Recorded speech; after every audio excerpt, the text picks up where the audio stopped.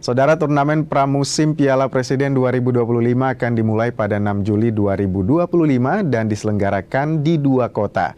Jika sebelumnya peringkat 5 dan 6 tak mendapatkan hadiah, kini 6 tim yang akan berlaga pada event ini dipastikan akan mendapatkan hadiah uang tunai.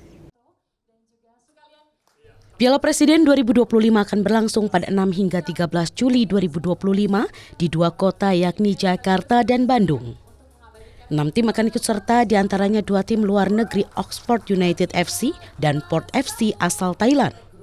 2 tim undangan ini memanaskan persaingan melawan Arema FC, Dewa United serta Persib Bandung dan 1 tim gabungan Liga Indonesia All Star. Kabar terbaru pada konferensi pers, panitia juga menyiapkan hadiah uang tunai untuk peringkat 5 dan 6. Sebelumnya panitia hanya menyiapkan total hadiah 11,5 miliar rupiah untuk sang juara serta peringkat 2 hingga 4. Sebanyak 1.725 personel gabungan TNI Polri akan dikerahkan untuk mengamankan Piala Presiden 2025. Stadion Utama Gelora Bung Karno menjadi lokasi pembukaan Piala Presiden. Duel pembuka akan mempertemukan Oxford United versus Liga Indonesia All Star pada 6 Juli.